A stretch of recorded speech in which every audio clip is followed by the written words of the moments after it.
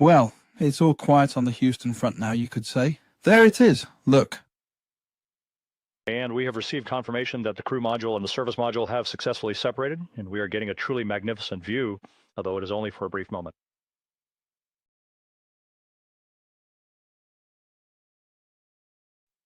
But when I watched my recording later, it came out wrong, because I didn't quite catch that part when I was away from the studio. I just realised the crew were asking to name craters on the moon after integrity, and that's when it hit me. Since integrity perhaps is meant to symbol a political value, you know, like now it's us with such high morals who are to claim craters on the moon, right? I got that impression, and then I just went and fetched myself a cup of coffee. So when I came back, I thought they had just continued in the same way, but then they had switched over to that other naming thing. That sensitive topic there with his wife. But it was, you know, it was right. It became one of those highlights. So it was a beautiful moment. He himself even said it, you know. He, the husband of the late Carol, he himself said that it was one of those, a truly beautiful moment. And I felt the same way. It was really one of those times where we were all just human beings together. I don't think anyone who watched it, I believe that few who watched it at that time were not deeply affected. I mean, if you're an adult and normal in the head, you know.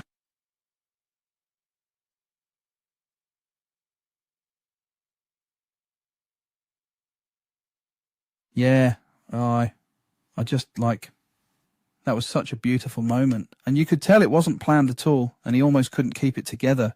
You know, these guys, they're all macho. You know, fighter pilots, and really, really tough types. And then you noticed they broke apart. He couldn't even read it himself. The husband and he, then his partner, that Canadian fellow. I can't recall his name, but the Canadian. He was the one who was given the assignment to present this suggestion regarding names. And then now this name. The more I truly thought about it, it was an incredibly beautiful and poignant moment. And even though it was quite sorrowful, it was more like, my goodness, it was... They were no longer robots, so to speak, but it didn't last long. It was only 20 seconds later, and they just had to keep going, right? But then there was the fact that they themselves said it was a beautiful moment, wasn't it? And I completely agree with that. Then the other really significant moment was when they arrived at behind the moon.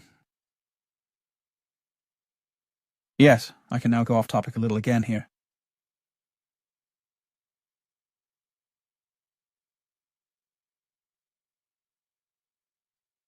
Now we'll just have to wait approximately, okay then, about 10 minutes. Well, yes then, in those minutes behind the moon, that's when it becomes critical, those minutes when they completely lose all contact with Earth. Yes, and then there was that time when they got to the far side of the moon and took those pictures we saw earlier. They also said it was apparently a truly enormous moment to be on the far side there and see the moon is much bigger than the sun and things like that. So just think how many times you've seen the solar systems in books and things like that, and on a screen. But to physically be there and have it right in your face like that, I can only imagine. Or no, that's what they said. They said they were surprised, even though they knew they were going there and were probably mentally prepared for it. But even the crew said that you wouldn't be able to describe it. However, what was quite interesting about that situation was that it also was at its most hectic when they were behind there. They certainly weren't on the far side there just to look around. I mean, to travel for the experience. Perhaps that might happen in the future, but they were there to take photographs and map the terrain. So they really had to work fast. It was the most hectic period considering the very short time they had at their disposal. But they said they took a break together for about 3 or 4 minutes where they took out some biscuits and shared some cookies and just had a personal shared experience, you know.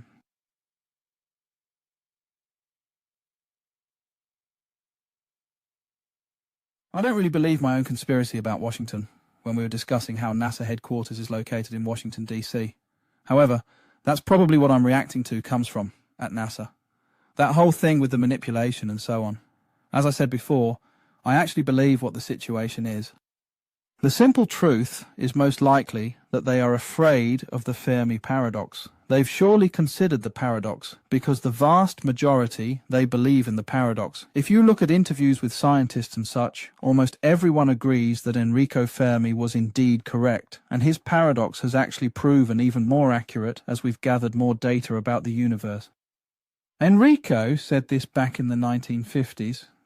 But the more we've learned about the universe's development, it has only gained even more significance, because we're finding out that these first solar systems started even earlier, so potential life in the universe has had even more time to develop, meaning he's even more correct now. So very few people disagree.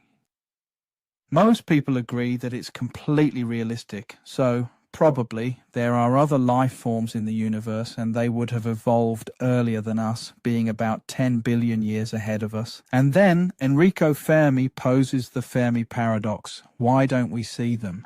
Because we should have seen them. But I think that's also what NASA's been considering, that they are afraid of being stopped. Imagine that all the others in the universe were stopped. Now we'll do everything not to be stopped, and then they've become a bit overzealous, right? That stuff with the kids and all that business. So they're employing all the tactics from what they've learned about democracy during their psychology studies and how you're meant to get the majorities to back their project. I think it's more that it's not some kind of Thelema cult setup, that it has a more normal explanation for it. But I think they are doing something like that. But I think the real reason is just that they're worried about the Fermi paradox. That they're going to try to get out to conquer space and suspect there will always be internal quarrelling within that civilization. So they're trying to do everything not to be stopped. That is what I believe is actually the reason for all of that.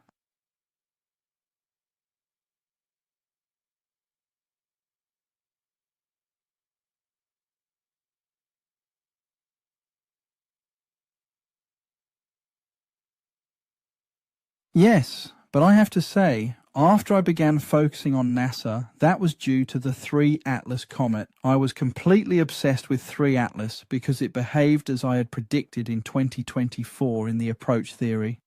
It behaved in a manner consistent with how it displayed the predicted behaviour, isn't that right? From the Fermi life forms and so on.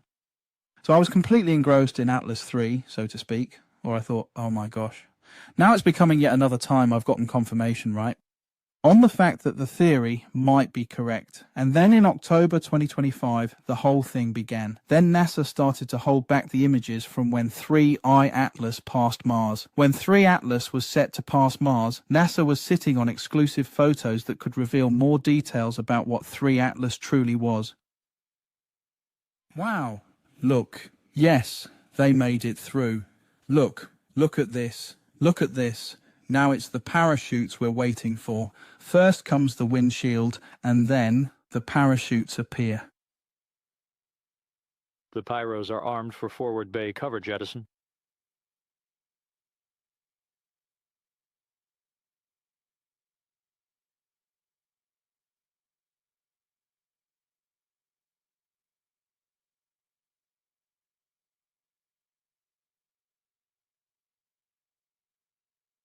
And now the initial series of parachutes are deploying, and we are now relying on the drogues. And Houston, we're visual 2 drogues out the window. These are absolutely stunning images. Next up. We copy. We have the... Up next, we'll see the pilot parachutes deploy, which will then pull out the larger main chutes. It's almost time for our splashdown. We're looking at 3 minutes and 10 seconds.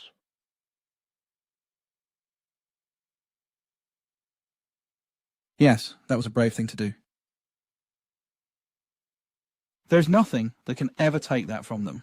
In terms of flight dynamics, On 2 drugs. We see it on board.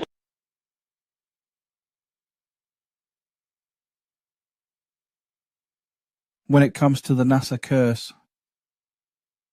According to the theory on the Fermi life forms, it means it's not them they're looking for.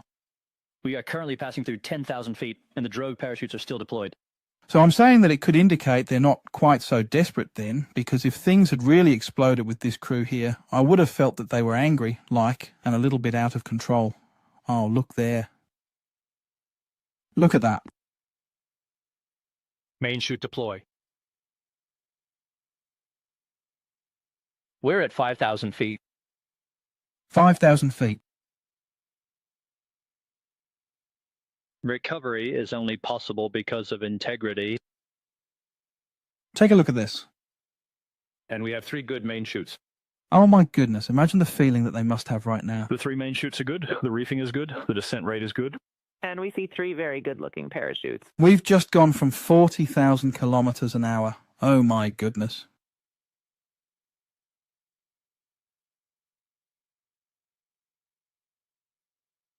It makes you a bit proud to be a human, man. Cabin pressure indicates no need for hydrazine checks. Integrity copies. This is a truly perfect descent for the ship integrity, and its crew sounds quite hale and hearty. It's all safe on board. Yes. So, regarding the NASA curse. Regarding the NASA curse then. So much has happened, even after January 27th. So I feel that what I'm most interested in now is whether they are pinpointing, right? Integrity is now completing a journey of 694,481 miles, which began with its launch from the Kennedy Space Center on April 1st, including a trip around the moon. So what might have triggered the actual NASA curse itself? Because that crew there, they are, after all, completely innocent, aren't they? In addition, they are brave and should be far from zero risk. They should be far from triggering the signal, far from being willing to trigger zero risk, most likely. However, an explosion. That would have been a very strong statement, wouldn't it? But the more I thought about this, I can clearly see now that it would almost have been worse if it had exploded, because then I would have felt that the alien life forms, if that particular theory is correct, then Passing through 1,000 feet. they were desperate, weren't they? Because then they start killing people they don't really want to and so on. So the kind of thing that's happening now, on the ground and around NASA, people getting killed and going missing and all sorts of weird things like that, that's more what perhaps is a more likely response.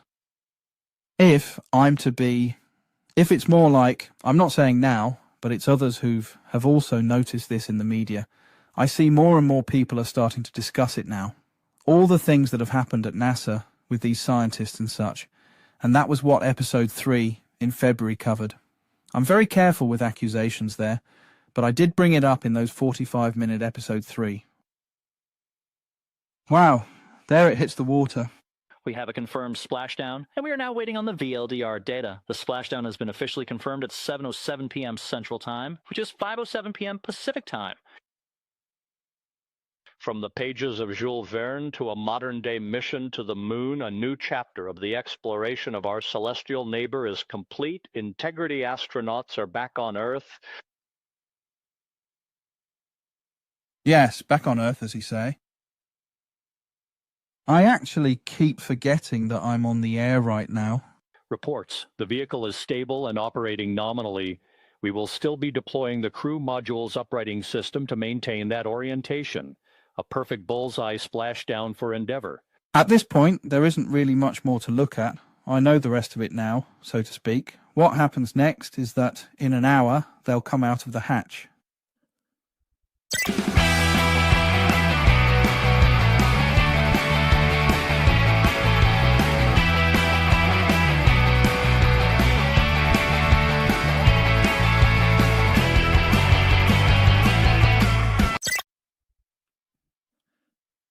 But I have to admit, you really do get a little proud to be human in such a moment. But about the NASA curse and that Telemosect conspiracy thing, I think it's important to have someone like me, for instance. I'm perfect for that since I have a theory behind it. We need to know, right? We can't just take everything for granted. We can't just say, oh, okay, NASA, if you say so, then it's fine. We can't just accept NASA's claim they are doing this to help us. The consequences of being lied to this time around are so incredibly extreme. But I don't think it's all that strange that they're trying to fake things and such, simply because of the Fermi paradox. They're just afraid of being stopped. And you notice it, for example, during that marathon broadcast on the pre-show there. So being up all night, the entire night, showing the live images from Florida.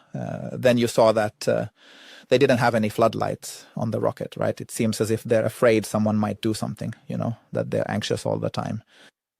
If you're following the press conference and things like that, you'll see that there are always these guards standing around to make sure that nothing bad happens.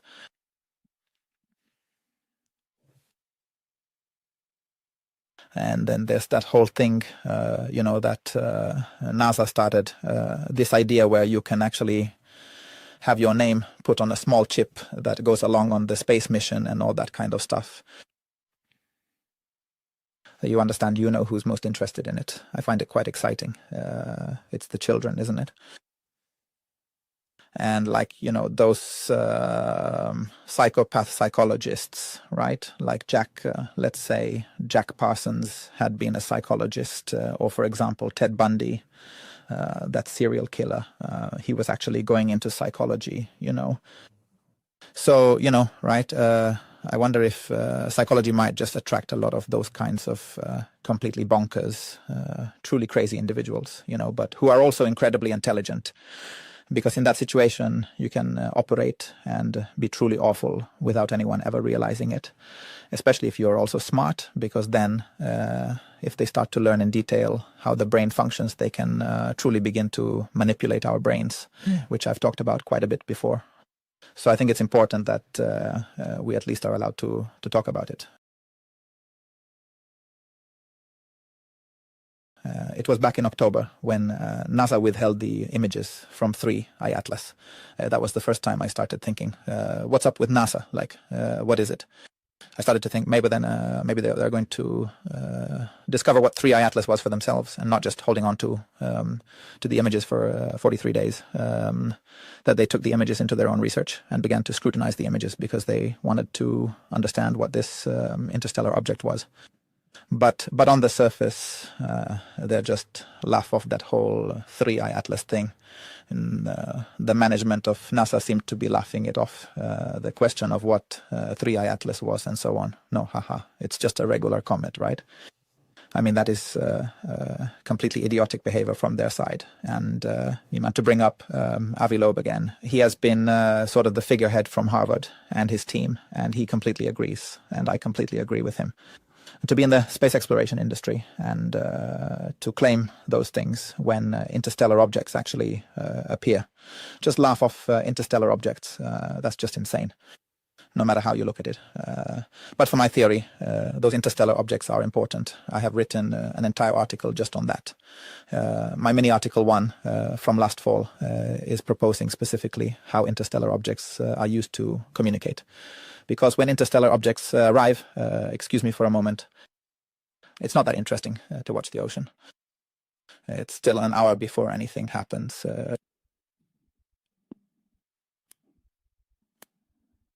It's going to be a full hour before it begins. This is not something that's very exciting to watch. But I'll be keeping a very close eye on this situation. But at least we definitely know the situation. Now the crew just needs to get themselves out of that hatch. Well, because the whole thing with interstellar objects, it is truly quite unique. As I write in my mini articles 1 and 2 as well, it's because if there exists extraterrestrial life, let's say there exists a life form very, very far away, that somehow manages to control objects within our solar system or within our galaxy. It could be very probable that they are utilizing interstellar objects. That would indeed be an absolutely perfect method to communicate from the outside. Because if some unusual object now enters our solar system from outside, if it were to carry information, that information must come from an alien life form out there, because we certainly can't be sending in these interstellar objects ourselves. They arrive at enormous speeds, at unique angles, don't they? They just come right in from the outside. Well, before I continue, I need to address something. Last time we were discussing how many planets there were in our solar system. I just guessed around 20-something. But officially there are 8. But then it's a question of how you define it, because there are these planets and many moons and such things. It's a question of how we define it then. But if someone asks you how many planets there are in our solar system, you should answer 8. But actually there are hundreds if you were to include all those moons and smaller objects and things like that. Just so that we're clear on this then. Yes, but you see there are comets and similar objects within our solar system, and these comets, they do have specific orbits that they adhere to, precisely because they are indeed part of the solar system itself. So if one of them were to come and crash into our Earth, they would behave very predictable. They would just come a little bit out of their established orbit before they would near Earth. But when it comes to interstellar objects, they simply arrive from a completely different direction. And I also think they travel at higher speeds. But they at least come from a completely different angle. So that's how they detect them on their screens. Because first the object is one dot among many dots.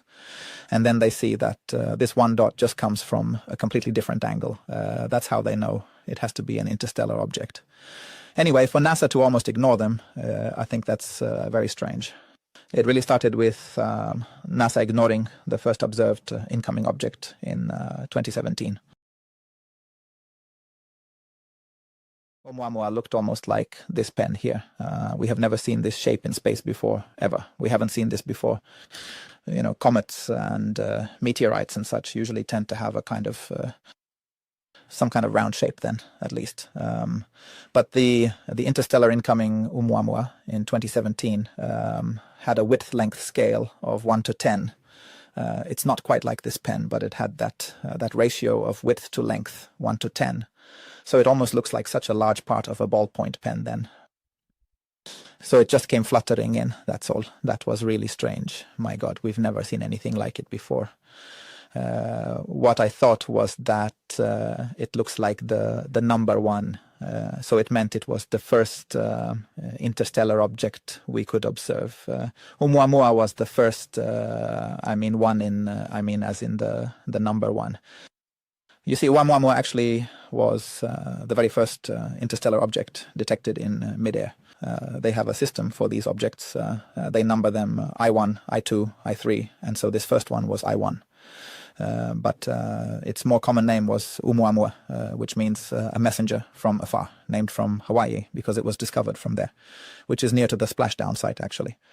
It's not that far. Well, it is quite a ways off, but it's not that far from Hawaii.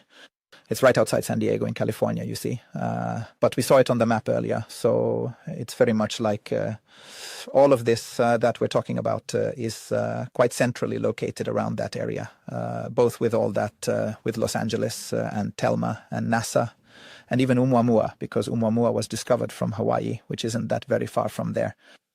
So just the fact that it arrived in that particular form was really strange, I thought, and Avi Loeb also felt the same way. And if I hadn't had Avi Loeb and his team to lean on, I would have simply been dismissed as just some internet quack, as some people tend to call it. So that's why it's incredibly valuable to have the support of Harvard researchers who I've become extremely grateful for Harvard's involvement in this, because the officials could all have simply thrown itself into NASA's stand, hidden themselves with NASA, you could say. Wait, now we see the ship beginning to approach the capsule, but this whole thing is going to take some time. When I think about it, Chistina's coming out then. It would be quite nice to see her again, emerging out of the capsule. Well, so just so that, because it really does make quite a big difference if I'm just sitting here alone saying it, and that I can document that there are also other researchers, prominent, really brilliant researchers, you know. If you're a professor at Harvard, then you're not just a professor, then you are, how should I compare that then? Well, it's, I believe Harvard is probably ranked as number one. It's ranked as number one in the whole wide world, the university, globally, in the entire world. You can just imagine, you know, now you have a place like Oslo University, and they're like in the 60th, 70th position or something like that. It's the highest one that we have up here in the Nordics or something like that. Or wait, I believe it's Stockholm University, actually. Yeah. That's what I am most proud of, actually. Stockholm University, it is actually considered the highest ranking around here. But even Stockholm University, you can actually check this yourself. I looked it up a couple of years ago, and it was, even Stockholm University is perhaps in 15th place, or maybe 14th, 15th place. But Harvard is like number one. It has been that for a very long time, and it has a whole bunch of Nobel Prize winners and things like that.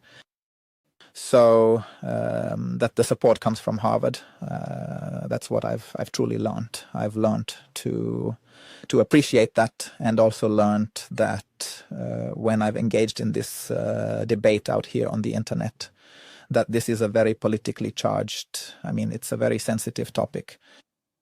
So like, yeah, and then I have to admit I am, you know, a little bit disorganized, right? So, for instance, during the live broadcast, I sometimes say things a little bit incorrectly. For example, that whole thing about the age of the moon last time. But if there is a season 2 in this podcast, I believe I'll be bringing Grok along on my mobile phone. That way, every time a point comes up where I'm not entirely certain, I'll just ask Grok live on air, so Grok can tell us. Because then I don't have to guess wildly. Like last time, for example, I had to guess how old the moon was. And I looked it up afterwards. I guessed 10 billion years, just to say something. But the truth is, 4.5 billion years. The moon is approximately 60 million years older than the formation of the solar system. It wasn't quite close now, but you understand. But if these people out there, if they're just looking for such things, they'll say, oh, he doesn't even know how old the moon is, right? And haha, then he can't be anything. I mean, it seems they use every single little chance to undermine you. And that's why I've started bringing those diplomas into the studio. Because they'll might also claim, no, he has no education. They just say it, even if they know you are educated. They just say it to undermine you, right? No, he's not educated. And then the listeners have to spend, then they'd have to spend many years before they might figure out that I actually was educated, right? So I just bring it to the studio to have it, just document it once and for all.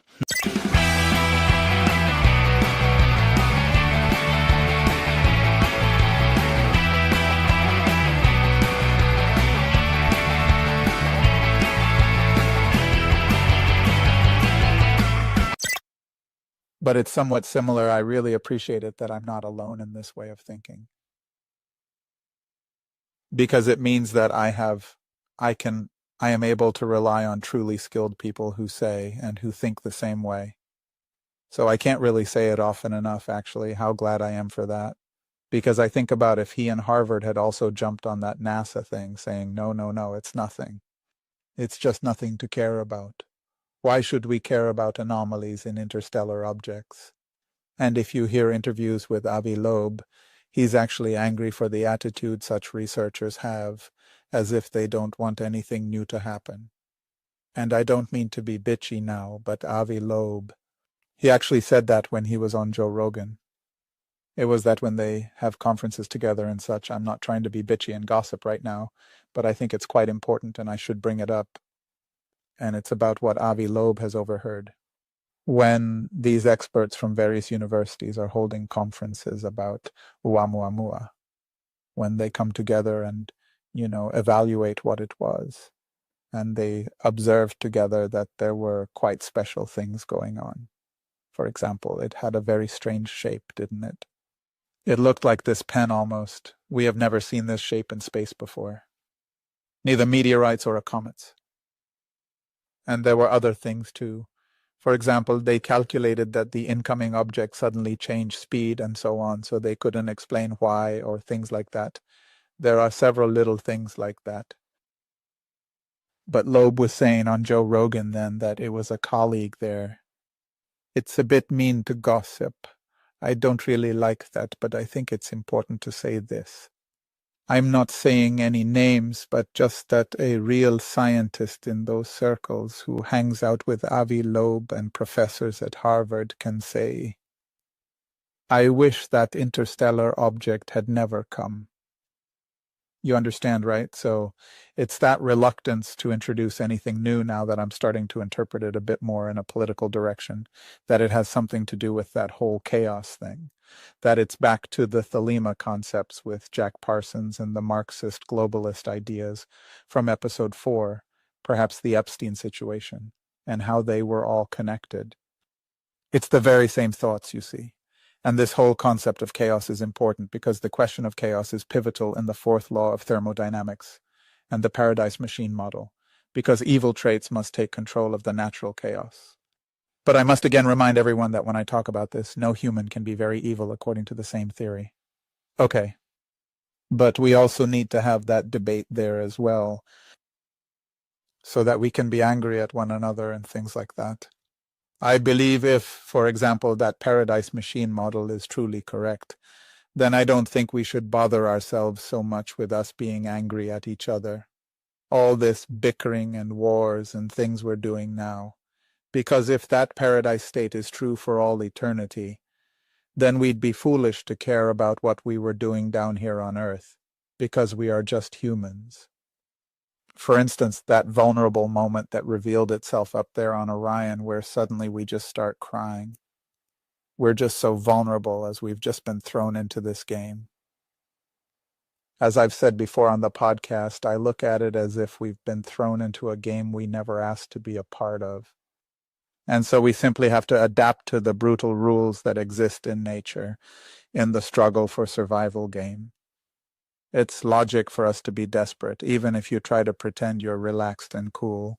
But no human is cool like that. I think deep down we're actually really scared.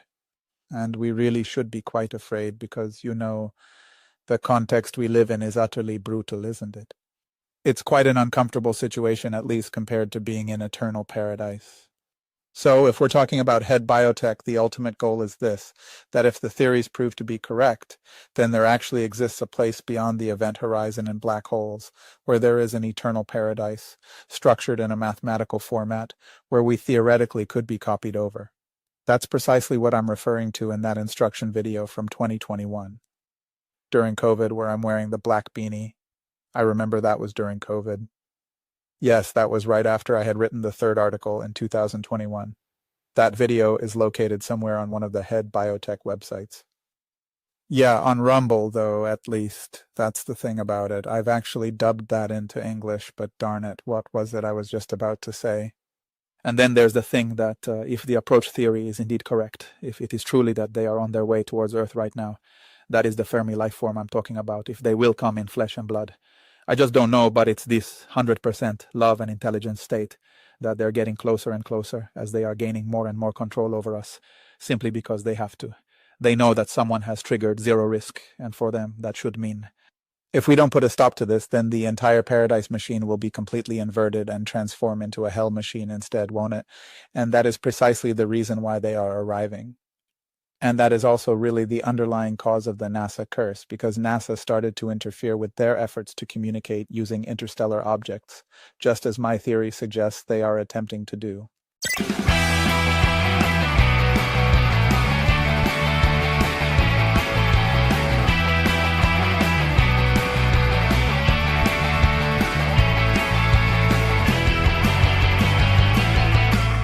It's really serious, isn't it? Maybe it's the first time they've met resistance, if the theory is correct. And that's the theoretical basis for the NASA curse. And then, when I think, this all started with NASA losing that MAVEN probe on Mars on December 6th. And then it was more and more, and so on. But now let's see. Is anything happening here now? We need to see them come out of the capsule.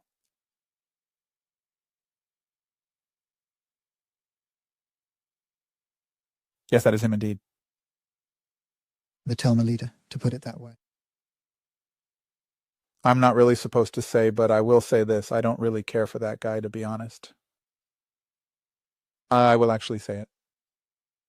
Yes, he absolutely must know. I mean, he holds that important position there and he says nothing. He just plays along. That tells me that he's from that place, that very headquarters of NASA in Washington, D.C. That's where he's from. That's what I truly feel he is. If those particular people in Washington have a person that we can actually relate to, then it would have to be him. I'm certainly not suggesting that he isn't a pleasant person, but you can clearly see he's always trying to smooth things over. Hence, as I see it, he's represent that manipulation that's pushing from behind. And he's not interested in trying to even address this topic. I'm also wondering if it was him who also talked about 3I Atlas. That thing with 3I Atlas, they just laughed at it. I don't remember, but one of the NASA leaders ridiculed 3I Atlas last year. Let's see, where exactly was I? Oh, right, that whole thing about the first object in 2017, Oumuamua. Well, and about the thing, oh yes, okay. Oh, right, about that paradise thing, wasn't it? So if the Fermi life form, then if that's really correct, then it's only when there is absolutely no risk that they can proceed toward Earth. Since they can't accept evil traits to get the upper hand in the universe, but there are meant to be only a small number to have triggered the zero-risk signal. I'm not saying they're going to hell or anything like that, but I'm saying that the machine might be designed that way, and that's why there's no point in achieving zero risk if the consequence is just that. It's the principle of justice in the machine's design then, if this is, let's say, a type of quantum machine. That's essentially the Paradise Machine model, isn't it? You can picture it that way because it seems like the machine is designed around a quantum world, where they hide behind the quantum world, as discussed in the 5th article last fall. So if they size you up and measure that you are planning to send them all straight to hell, and that you really do, since they can prove it mathematically, then it's true, right? If everything is to be fair, even though it's horrible that someone goes to hell and all, then it's fair that you go to hell, isn't it? Let's just say it's like a cold computing machine then. So, it's good to know about this theory that it would be wise to take 2 steps back. That's my contribution to peace and even trying to save someone. And maybe, it's very difficult because I can't decide that, but it'll be up to the machine then. If the theory is correct. But if you are, if you're quite simply just too evil, then yes. But my impression is that there aren't too many of them. Most people are genuinely very kind and good at heart. You can almost just tell by how we react if someone, for example, if someone sees someone is about to fall off a mountain or something like that, then you'll see everyone will just try to save them. It's exactly as if it's deeply embedded within our very instinct to be helpful and to be kind. And so on. So if the Paradise Machine model is indeed correct, then I believe we can at least put that idea aside. Well, I think we'll forget the arguing thing quite quickly then, if we manage to prove the model, but that's my task right now in the process. The point is you have to consider the theory as more and more evidence comes to light. But if it's true, no one will be able to stop the evidence as they will simply continue their approach. So what I'm wondering about now as we're beginning to wrap up this first season of the 45 podcast, it's going to be 10 episodes that are all about this NASA curse topic. So the next season would then possibly be in the year 2028, because by then Artemis 4 are scheduled to land on the moon, and then a whole lot of things might have taken place. And if it simply fades away and nothing further develops, then that theory will also be gone.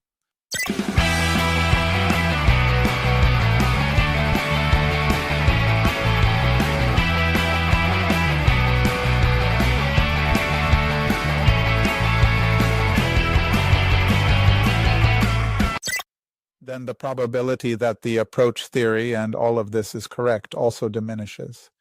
But having seen as much as I have now, I have also calculated so-called p-values for it. What the probability is that this is random and so on, and not random and so on. And I believe I have some evidence here.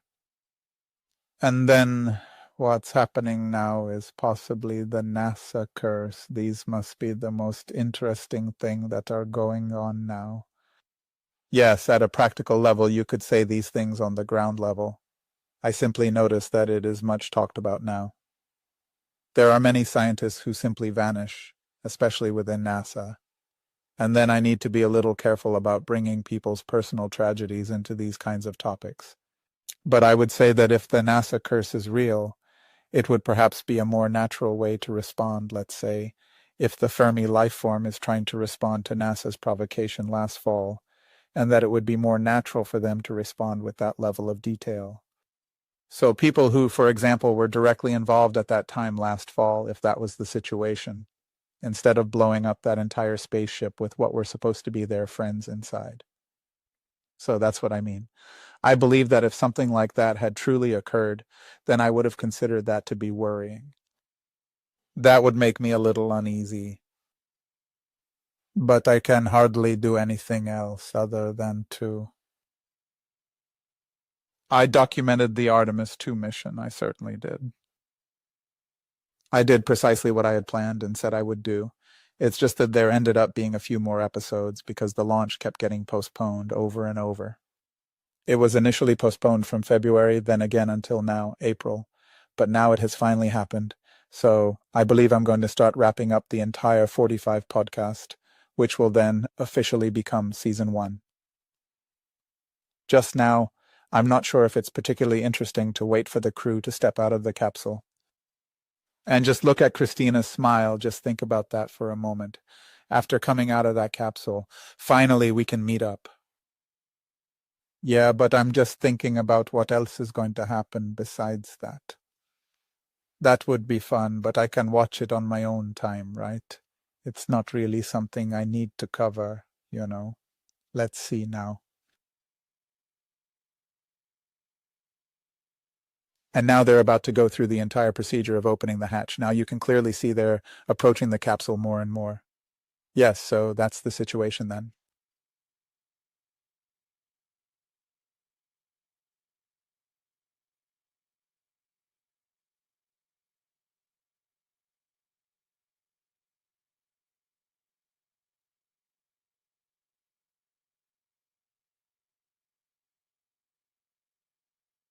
But if there isn't a lot more happening with this NASA situation right now, then I don't think I'll be doing anything further with the podcast until perhaps 2028.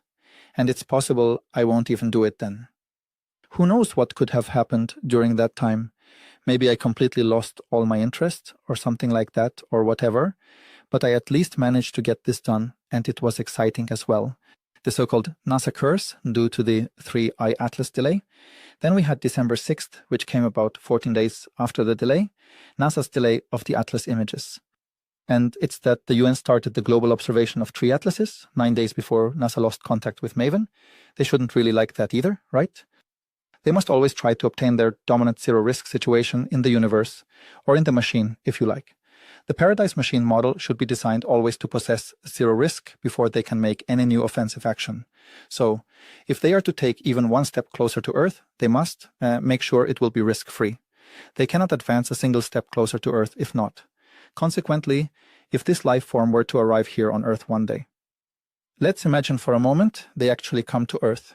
Then there would have to be absolutely zero risk when they land, right? This is a good way to end Season 1. Season 1. When they arrive, I've never really spoken about, but it's rather fascinating, and that's the last thing I believe I speak about for now.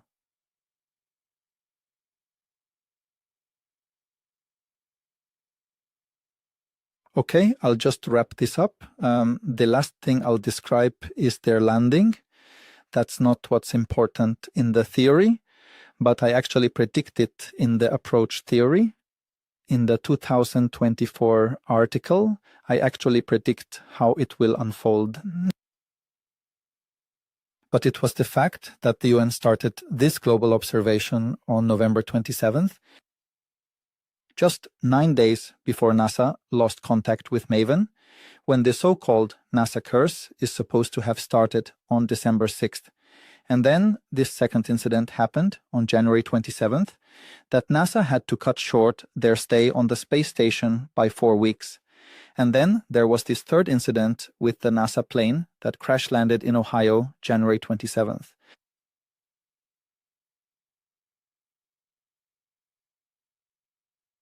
It was right there in Houston, just next to the control center, at Johnson Space Center. That's where they operate in Houston, Texas. It's Ellington Airport. It's just 3 kilometers next to it. That's when I decided on January 27th, because that was the third incident. And that's when I started to prepare myself, because I wanted to document that Artemis 2 launch in case it was going to explode. Then I thought, if it really explodes, it's getting serious here. But then, well, But when I gave it a bit more thought, and this shows why it was actually okay to have this podcast, to share these thoughts all the way on how I think and how things developed, that an explosion would actually be a little misplaced. Because the more I reflected on it, to harm that crew and cause suffering, they shouldn't be their enemies at all, considering they're taking that risk. So I said that pretty early on. But then that whole thing with the scientist began. It's the murder of that NASA scientist that became the central point instead. And then suddenly it was like, oh, is this perhaps the direction they're actually heading in, isn't it? That the whole thing starts to become an internal matter right there within NASA itself. That perhaps those who were simply responsible for that delay and the deliberate withholding of information that was truly meant to provoke them. So it's just a speculation, but it feels like that's a more logic response. And then there's that SETI researcher who disappeared. That's what you see the other podcasts and media are reporting on now, so I don't know. There seem to be more people. The media reports that there are more who have vanished, including other lower-ranking scientists and such. So I haven't really delved into it, but I'll wait until something truly happens before I start a new episode. Then something truly substantial needs to happen. Otherwise, I'm pretty much putting season 1 to rest, so to speak. In that case, I'll simply wrap it up completely with these 10 episodes. So I'm going to conclude season 1 now by showing you these images from the capsule. While I'll use the last 3 minutes of this last episode to describe how they're going to land on Earth. Because it's quite interesting, if the theory is correct, and I actually believe it could be, then they are not in physical form behind the event horizon. They exist mathematically. They will live in a mathematical form, but with the features of 100% pure intelligence and love. Not in a biological form, but in an eternal mathematical form. But if they are on their way here and are going to take control here and so on, then I predict they might land in a physical form. This is not at the core of the theory, but their landing is described in the 2024 paper. By the way, look, they're approaching the capsule now. So, at the end of the paper, it suggests they will come in spaceships. If it happens, they'll probably come in spaceships. I mean, classic disc-shaped spaceships. The only reason for that is because they will probably... because their goal, you see, is not to make us afraid, right? They are supposed to be kind. The whole point is that they're only meant to wish us well. And the reason I suggest that they would come in those classic UFOs, it's simply because our culture, it would be the most reassuring for us to see something we've already witnessed on television countless times and such. So that's just the only reason I'm suggesting that if they were to appear in physical form and even land on Earth in spaceships like that. It's only because it's been shaped by our culture and it's what we've seen and are most familiar with, which will scare us the least because they don't want to scare us. So that's the only thing. But if it were to happen the day it happens, what I suggested in mini article 2 last fall was that they could arrive in 100 years, but let's say 60 years, let's say 40 years, 50, I don't know. But if it's true that, perhaps we've seen the first signs that a life form is heading towards Earth.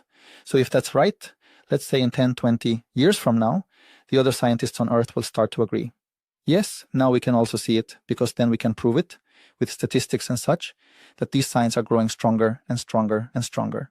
But it's quite natural that I'm the first one to see the signs. But if this here, if I am truly correct, and it gains consensus, as they say in the scientific world, then the question is, then it will probably be accepted, in fact, but it will take time. Well, back to that particular day when they land.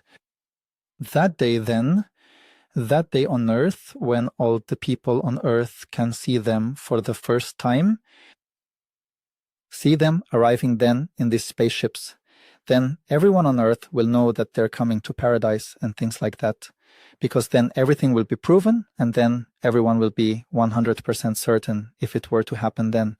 So that is the day. When that happens, it will be a quite incredible day. And imagine if we get, or let's say it happens in 30 years then. 40 years. Let's say we're still alive. Imagine if we get to experience that. And to meet another life form in that particular way, that is, the ultimate consequences of the approach theory. But as it stands right now, I'm simply trying to analyze this and trying to get a few more people to understand it. Maybe. Okay. If not, then I must have forgotten to say something. Yes, there's probably something I forgot to mention, but I believe I've said most of what I wanted, and I think I managed to cover approximately what I aimed for.